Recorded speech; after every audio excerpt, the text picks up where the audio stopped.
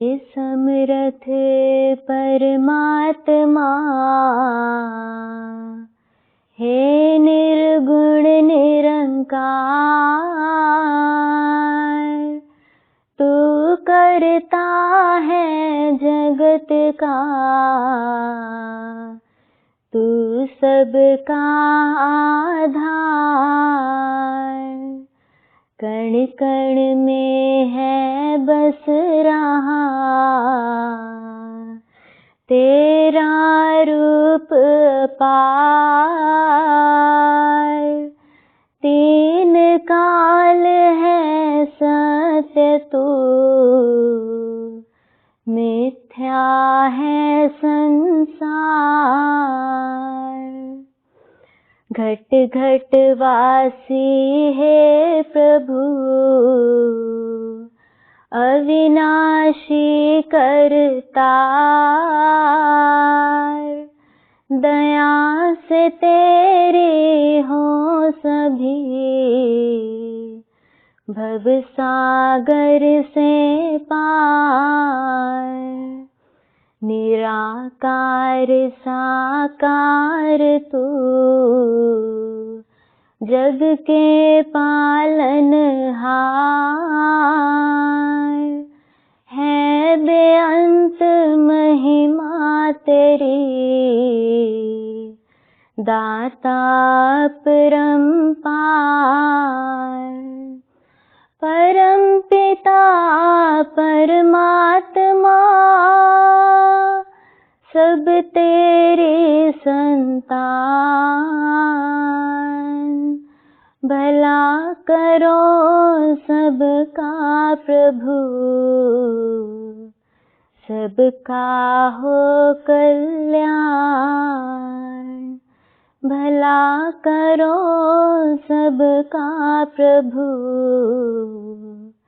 सबका हो कल्याण। सत्संगत जी, प्यार से कहना धन निरंकार जी। तो वो बात हर एक जो आज सत्संग में कही गई, वो इशारा कोई नया ही नहीं है। ये तो संतों ने युगों युगों से जो बात कही है कि कैसे अपने जीवन को सुधारा जाए, कौन सा वो रास्ता अपनाया जाए जो हमको मनुष्य हैं तो मनुष्य के गुण हों वो दर्शाता रहे, वो उस रास्ते पे चलते रहें। क्योंकि इस संसार में तो हर एक रंग है, हर एक रास्ता है, ठीक मार्ग भी है और गलत मार्ग भी है। तो कैसे हमने हमेशा वो संतों के द्वारा दिखाया हुआ एक रास्ता जो कि हमें मनुष्य बनाता है असली रूप में, जो प्यार करना सिखाता है, नफरत को दिल से दूर करना सिखाता है, जो सिर्फ एक अपने अहंकार को छोड़कर एक नम्रता की बात करने वाली है, वो है एक दूसरे का सहारा बनना है, एक दूसरे की टांग नहीं खींचनी, ये वाला रास्ता। कैसे किसी को सुख पहुंचाने की कोशिश करनी है, उसको दुख नहीं देना, उसके दुखों पे हंसना नहीं है। तो ऐसे बातें, और जो अहम बात कि कैसे हम इस जीवन में आए हैं, तो ये सांसें तो हमारे कुछ सालों के लिए ही है, शरीर कुछ सालों के लिए ही है। तो कैसे जीते जी हमने ये शरीर का पूरा फ़ायदा उठाना है। ये सांसों की लड़ियाँ जब तक हैं उसी टाइम ये पॉसिबल है कि हम अपने असली रूप को जान पाएँ। क्योंकि हम आए तो इस शरीर में हैं, पर हम शरीर नहीं हैं। ये आत्मा तो शरीर से काफ़ी एक ज़्यादा लंबी यात्रा की चीज़ है, शरीर ने तो साथ जल्दी छोड़ देना है। तो कैसे हम जब आए हैं इस संसार में तो इस परमात्मा की प्राप्ति कर लें, इस निराकार को जान लें कि जो आत्मा हमारे शरीर में है वही अंग संग भी है, वो परमात्मा का अंश ही है। तो हम जब इस परमात्मा की पहचान कर लेते हैं तो फिर उसके एहसास में हर एक कार्य जो जीवन भर करेंगे वो सही कार्य ही होगा, क्योंकि फिर हमको वो एहसास है कि हम जानबूझ के कुछ भी गलत नहीं कर सकते। ये परमात्मा अंग संग है, ये सही मार्ग पे रहने वाले बात, हमें पूरे संसार का उद्धार करने वाली बात, अपना उद्धार से शुरू करके कि हमने अपना सुधार करना है। हमारे अंदर जितनी भी खामियां हैं उनको प्रतिदिन कोशिश करके वो गलत आदतें, वो गलत गुण, उनको निकालने हैं जीवन से और अच्छे गुणों को अपनाना है। तो एक उदाहरण भी उस तरह से आता है कि कैसे हम एक इंटेंशन की जो बात होती है कि सिचुएशन तो हर एक की हर समय, कैसी परिस्थितियां जीवन भर में अलग अलग आती रहेंगी। कभी सुख का समय है तो कभी दुख आएगा। ये तो कुछ ऐसा है नहीं कि सुख है तो जीवन काल भर सुख मिलेगा या दुख है तो जीवन काल भर दुख मिलेगा।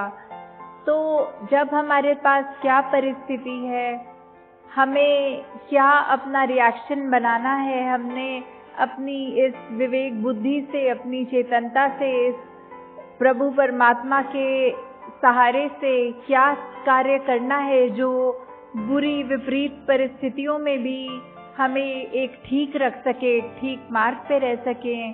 तो वो उदाहरण है कि एक चाकू जो है वो अपने आप में उसका कार्य तो सिर्फ काटना है, पर चाकू किसके हाथ में है उससे बहुत फर्क पड़ता है।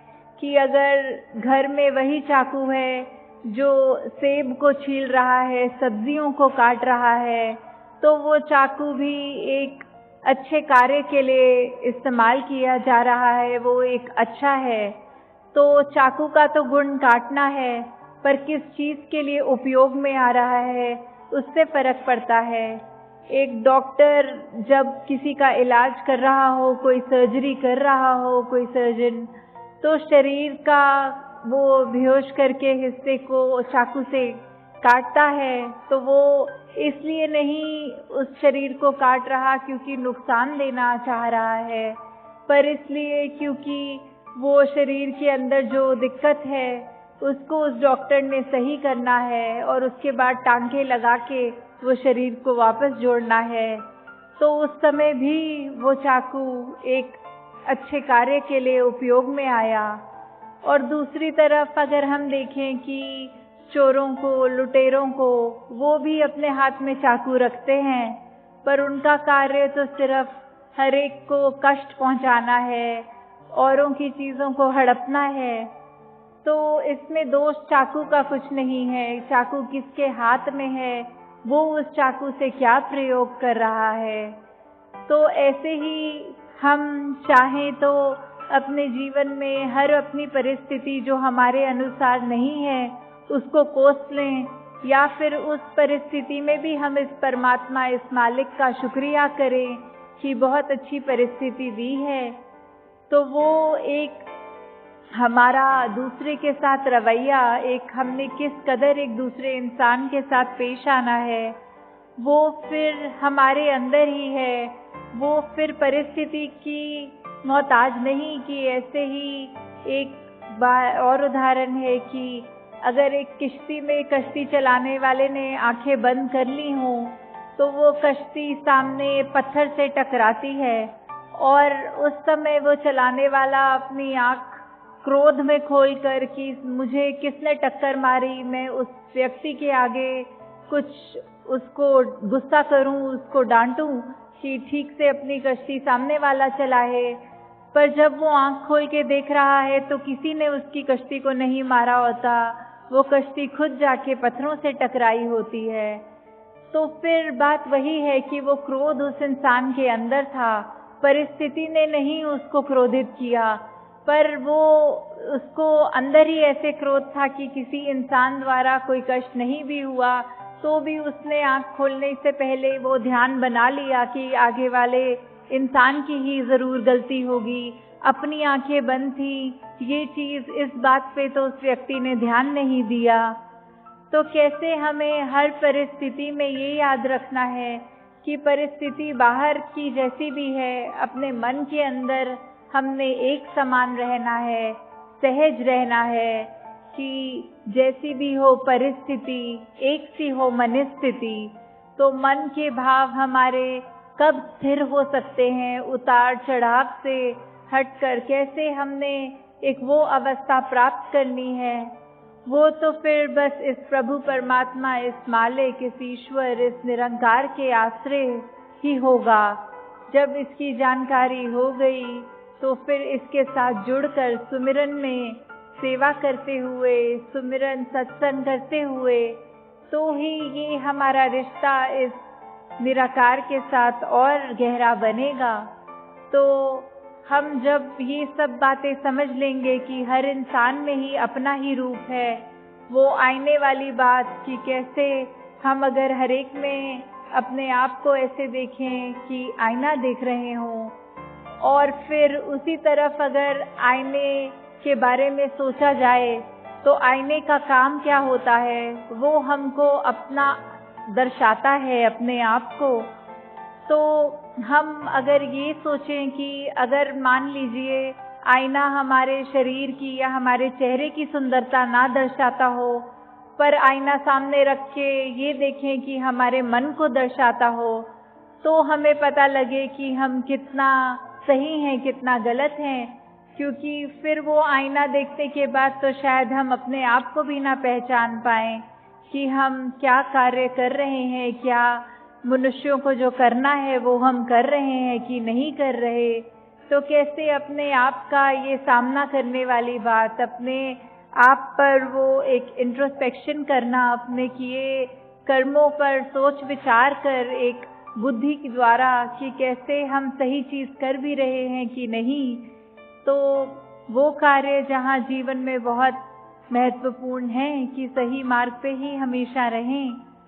और साथ ही हर इंसान जो हमारे संपर्क में है या फिर पूरे जहान में जहाँ जहाँ बसते हैं, उनका पहना खाना, उनका एक आदतें, कल्चर, वो दिखने में कैसे हैं, वो किस देश के हैं, ये सब चीज़ें अगर हम उस तरह देखें कि ये व्यक्ति मुझसे अलग है तो इससे नफरत करनी है, तो वो कार्य भी शोभा नहीं देता।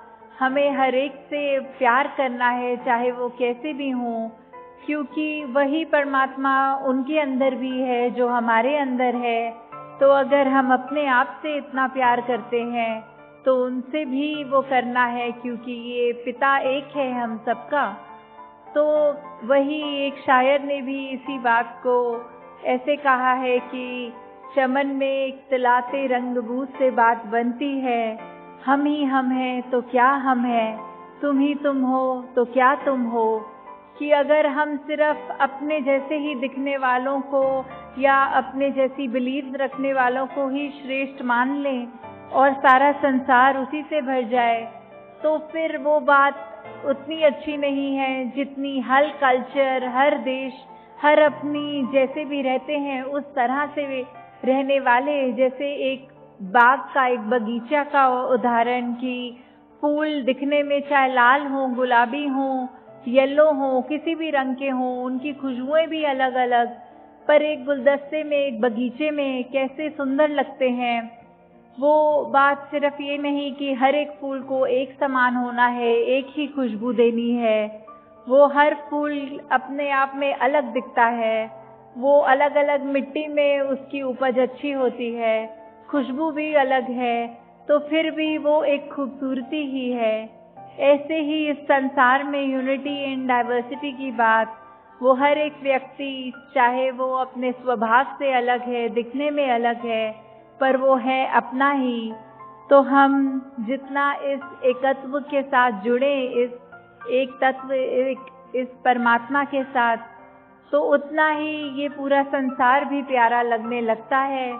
फिर एक हमारे मन में किसी के लिए घृणा नहीं आती, हर एक के लिए मन में सिर्फ प्यार रहता है।